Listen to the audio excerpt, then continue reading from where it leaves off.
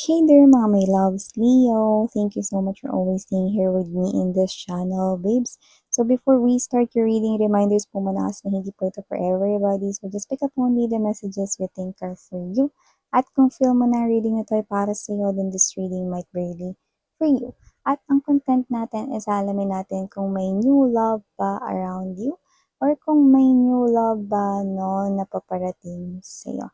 So whether you're already connecting here with new love or not, that's what we're gonna find out. So before we start, let me just greet everybody first.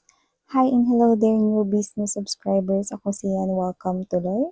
At sa mga returning viewers, thank you so much inyong walang patid na support. So yun nga mga babes, kung hindi niyo pa po knows, mayroon pa po tayong isa pang channel. Link is down below sa ating description box.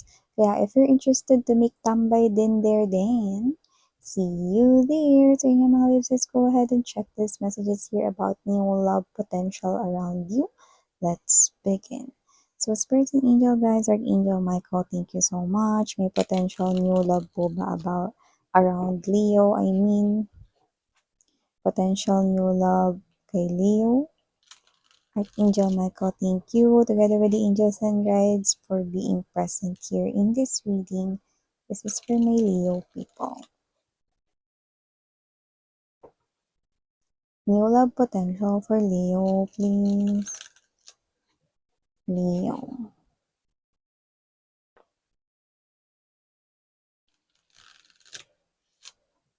Leo.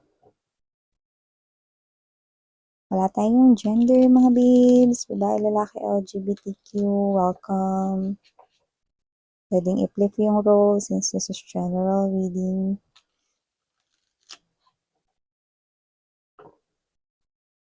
At palagi kayong may free will.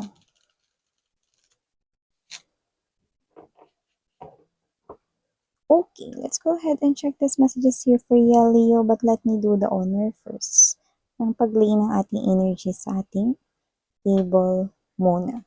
So we have here for you guys the 5 of Wands or the 5 of Brushes energy, the Spiral or the Wheel of Fortune energy, Death energy, High Priestess energy or the Intuitive, Queen of Cups or the Nurturer of Mugs, 5 of Records or the 5 of Pentacles energy, Artist of Brushes or the King of Wands, Student of Records or the Page of Coins energy, Explorer of Pens or the Knight of Swords energy.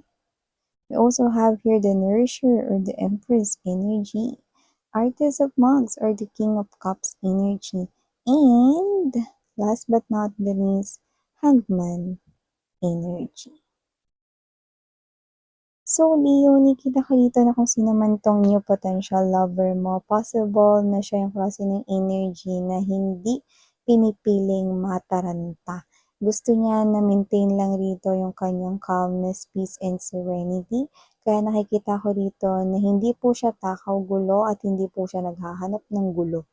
So, posibleng siya yung klase ng energy na umiiwas pa nga sa gulo. So, nakita ko dito na kung sino man tong energy, marami itong love na kayang i-offer sa'yo.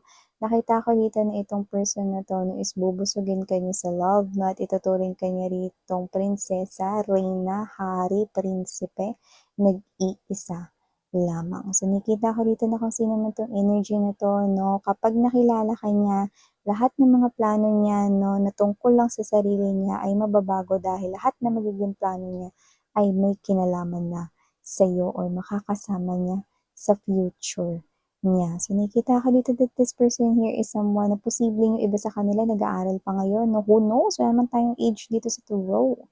Kaya kung sino man itong energy na to doesn't have to be na sila ay youngsters or younger than you sa age. Pero possible na yung iba talaga literal na nag-aaral. Baka nagmamasteral dito. No? Or bago sa kanilang work. Kaya naman, just take how this resonates. No? This person here is someone na ipupurso kayo, ilalaban tong connection na to, pero hindi ipagpipilitan yung sarili niya sa inyo. Basta i-express niya lang sa inyo yung love and passion, tsaka balanse yung love at passion na magkakaroon siya here for you guys. Alam mo, first time na makita ka pa lang niya, no, nakita ko rito na makikita ka na niya bilang isang mabuting may bahay or mabuting haligi ng tahanan in the future.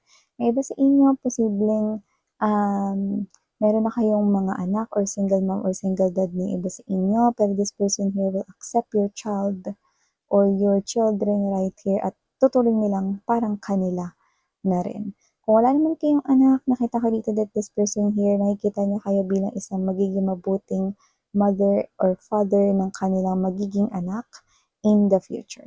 This person here will definitely see instantly sa inyo ang rebirth, no?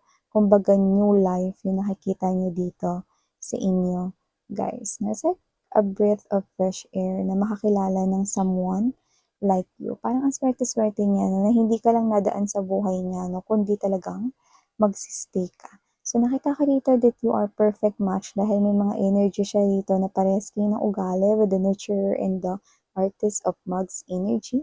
Nakita ko dito na magkakasundo kayo dito kasi you have this type of energy na give and take, equal give and take. May reciprocity and you are on the same page with this person here. This person, nakita ko dito, no, na recently lang, parang nagkaroon siya dito ng challenge, no, or parang problem sa kanyang money, pero okay na. Yan, no. Kung hindi pa okay, nakikita ko makakahanap siya rito ng solusyon. Okay? So, posibleng hindi naging maganda yung takbo ng negosyo niya, no, nitong nakaraan, no, pero okay na yon, nasolusyonan na. Yung iba naman kung hindi negosyo yan, no, posibleng sa loob na kanyang pinagtatrabahuhan, no, is posibleng may bagay na nangyari, no, at okay na yon, no, wala na akong nakikitang problema doon. Kumbaga nasolusyonan na. Or kung hindi pa, masosolusyonan ito, no? So, nakita ko dito na kung sino man tong energy na to, possible rin na naniniwala siya dito sa mga anghel. Kasi may sinasabi siya dito na possible na niligtas na rin siya minsan.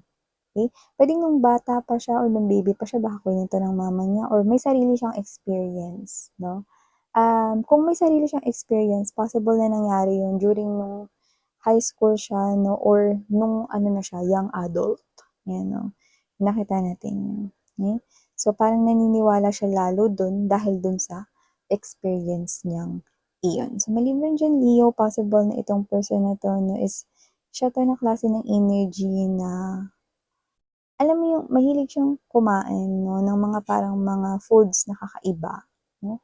Siguro yung mga parang mga Betamax, na yung mga ganyan, no, or isaw, yan, mga gusto niya yung mga ganyan, mga street foods na ganyan. May ganun tayo nakita rito. Okay, at saka possible rin na siya ito na energy na mapagmahal siya sa mga animals. Okay, and for some reason, yung mga exotic animals yun. Or mahilig siya manood ng mga parang yung mga parang documentaries about animals na for some reason, may ganun tayo nakuha dito. Pero maaring yun ay sign at clue na pumupoint dun sa person na isa sa kadil ng mga viewers dito. Maliban dyan, nakita rin ako rito na this person here is meron siya ditong parang nilalaban na gustong ma-achieve or maging successful yon. Pero hindi iyon magiging madali dahil may mga kakumpetensya siya dito. Baka sa trabaho, meron siyang inaay na promotion pero marami ring may gusto nun. Kung sino man tong energy na to, hindi ko nakikita i-give up na yon just because may mga kasabayan siya or may mga gusto rin ng posisyon na yon. Pero, mas challenge pa siya na abutin yun dahil dito sa mga magiging kakumpetensya niya. Luck is on your side, yun ang sabi ng spiral energy or the wheel of fortune. This person here, hindi lang siya siswertehin dito sa life niya, kundi pati na rin yung magiging partner niya. And definitely, that person is you. So, nakikita ko dito na hindi lang kayo paaambunan ng swerte dito ni Universe, no, kundi yun ay pagsalubong ninyong dalawa sa new beginning dahil yun is very close sa inyong dalawa. Posible magkakilala kayo sa isang bakasyon or hindi inaasahan dito na pagtatagpo kung tawagin ng iba, pero wala namang salitang coincidence, sa dictionary lang yun nag-exist. Ibig sabihin, no, talagang tinakda ni Universe ang pagtatagpong ito. Posible kayong magkita dito sa nature vibe, beach, camping, no, or kung ano pa, kung saan meron dito maraming puno at halaman.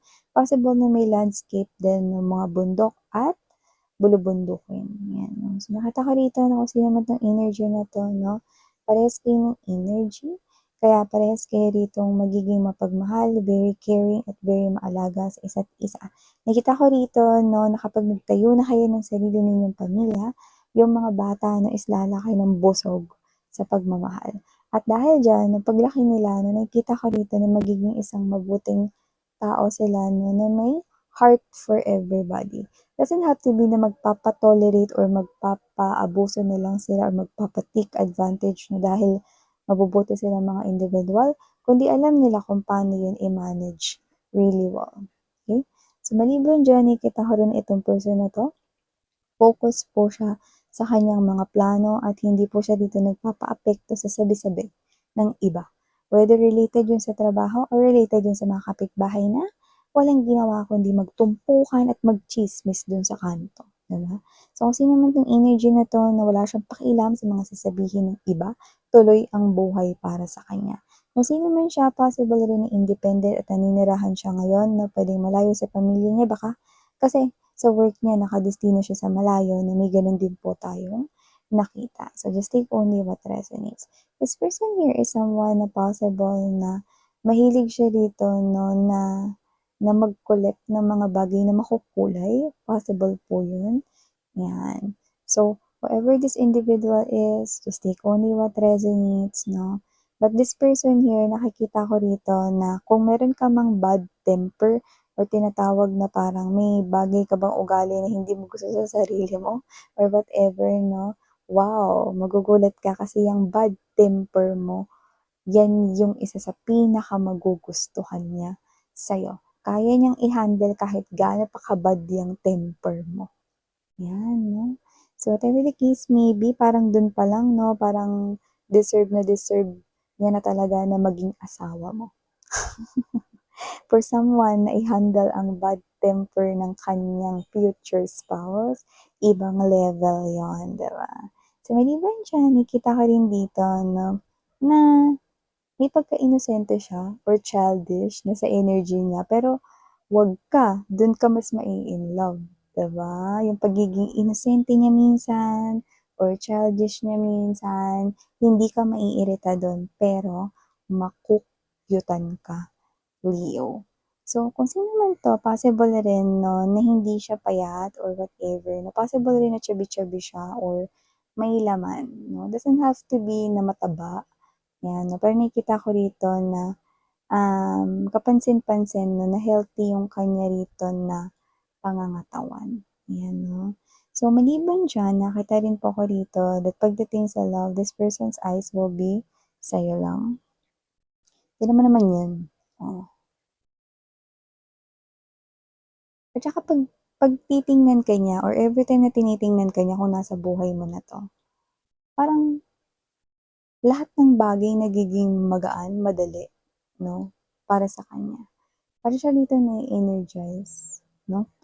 Para siya dito mga babes 'no, na parang ikaw yung charger tapos siya yung battery. Fully charged na siya 'pag nakikita ka niya or kapag makikita ka niya, parang feeling niya fully charged na siya. So, nakikita ko dito marami ditong happiness na pagsasaluhan kayong dalawa, which is maganda 'no, at saka more travel yung gagawin ninyo, 'no? Tsaka kayong dalawa 'pag nag-travel kayo, nakita ko rito na parang lagi kayong kain ng kain. Sarap kasi kumain 'no? So, nakita ko dito either madami kayong baon or kayo ito na maya't maya kakain kayo.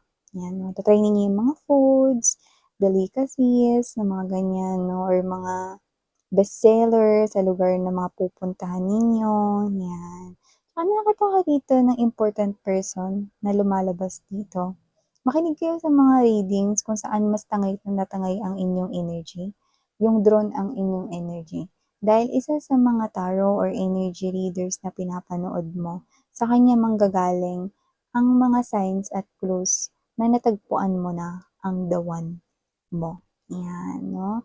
Kung sino yung energy reader na feeling mo very drawn ka at talaga naman na parang konektadong-konektado ka sa tuwing siya ay nagsasalita, well, antabayanan mo siya at tutukan mo siya dahil sa kanya mo makukuha ang mga signs enclosed Leo na magtuturo at magdadala sa'yo sa iyong true soulmate, sa iyong one and only person. Yan. So, these are all the messages we've got right here for you, honey. Thank you so much for your time here, babe. And muli, ako po si Yan Sarang Heya, Love and Light.